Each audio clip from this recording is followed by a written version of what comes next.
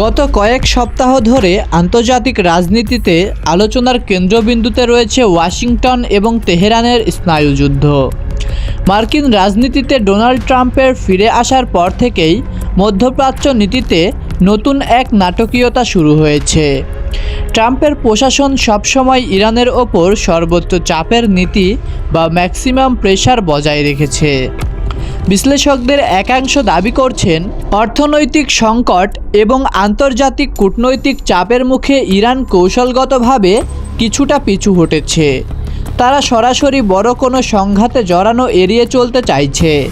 কিন্তু মধ্যপ্রাচ্যের রাজনীতি এত সহজ নয়। তেহরানের নীতি নির্ধারকরা কি সত্যিই এতটা দুর্বল হয়ে পড়েছেন, নাকি এটি তাদের একটি দীর্ঘমেয়াদী কৌশলের অংশ? অন্যদিকে ডোনাল্ড ট্রাম্প এবং তার নিরাপত্তা উপদেষ্টারা ইরানের বিরুদ্ধে কঠোর অবস্থান বজায় রেখেছেন। মধ্যপ্রাচ্যে মার্কিন সামরিক উপস্থিতি বাড়ানো হয়েছে।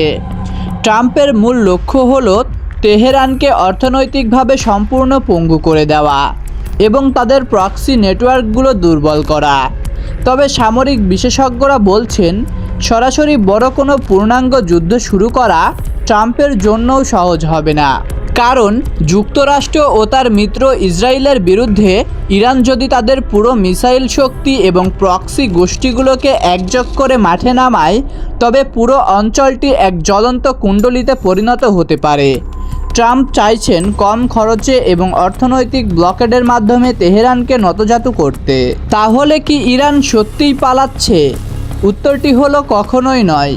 মধ্যপ্রাচ্যের রাজনীতিতে ইরান হলো এমন এক শক্তি যারা দীর্ঘমেয়াদী ছায়াযুদ্ধ বা প্রক্সি ওয়ার চালাতে অভ্যস্ত।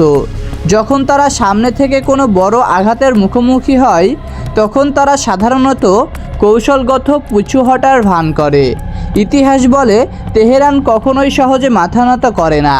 তাদের রয়েছে বিশাল এক ভূগর্ভস্থ মিসাইল ভান্ডার এবং ড্রোন প্রযুক্তি।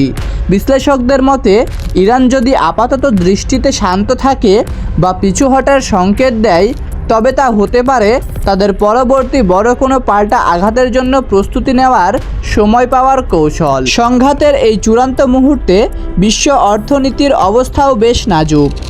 জ্বালানি তেল থেকে শুরু করে বৈশ্বিক বাণিজ্যের মারাত্মক প্রভাব পড়ার আশঙ্কা রয়েছে। আগামী কয়েকদিন মধ্যপ্রাচ্যের রাজনীতি কোন দিকে মোড় নেবে, সেটাই এখন দেখার বিষয়। ট্রাম্প কি তার লক্ষ্য অর্জন করতে পারবেন, নাকি ইরানের এই নীরবতা কোনো বড় ঝড়ের পূর্বাভাস? আপনার কি মনে হয়, ইরান কি সত্যিই কোণঠাসা হয়ে পড়েছে, নাকি এটি তাদের কোনো সুদূরপ্রসারী কৌশল? কমেন্ট করে আপনার মূল্যবান মতামত অবশ্যই জানিয়ে যাবেন। আর ভিডিওটি ভালো লাগলে অবশ্যই লাইক, শেয়ার এবং চ্যানেলটি সাবস্ক্রাইব করে আমাদের সাথেই যুক্ত থাকবেন। ধন্যবাদ সবাইকে।